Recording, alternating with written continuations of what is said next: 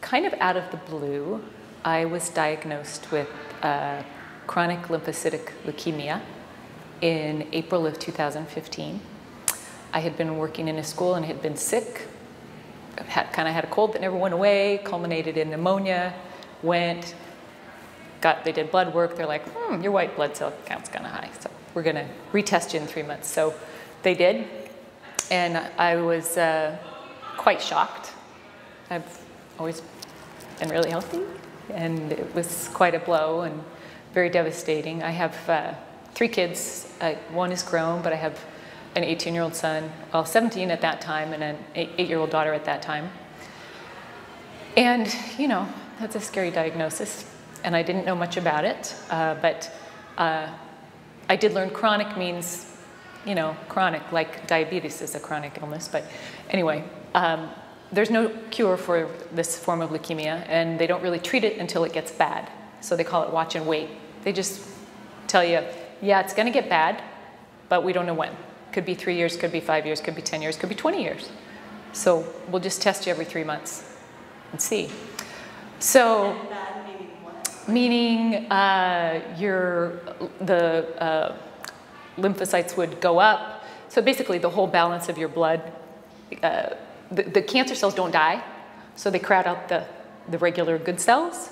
So then your blood chemistry gets all messed up and you don't have an immune system anymore and you get weak and tired. It can affect your liver, your spleen. I had to have a bunch of tests done.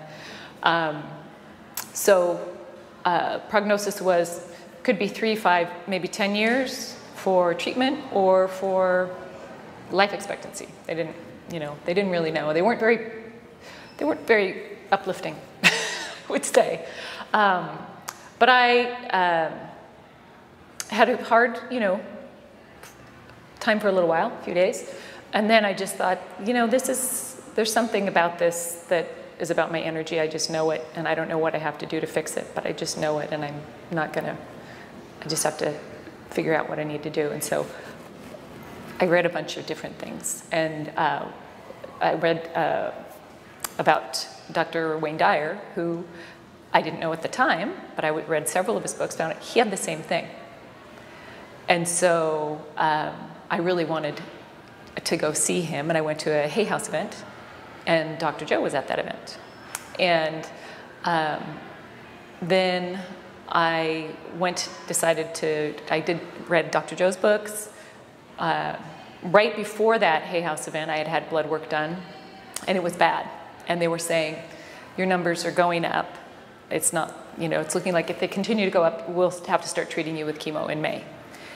And I just really didn't want to do that. So I read Dr. Joe's books, watched a bunch of things on YouTube, and started doing the meditations about 3 weeks, 4 weeks maybe before the progressive event in Seattle in May. And had been feeling really tired and really not great, but I went to the event, had an amazing time. I really, at the event, had some big breakthroughs. I could feel it, and it was so empowering. And I went home that week, because it was 3 months, and had blood work done.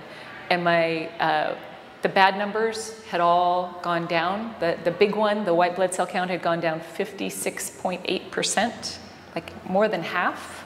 It's in the normal range now. And all the other, there's a bunch of other little markers, and they all moved in the correct direction, and many of them are within the normal range now. And I just feel better and better all the time.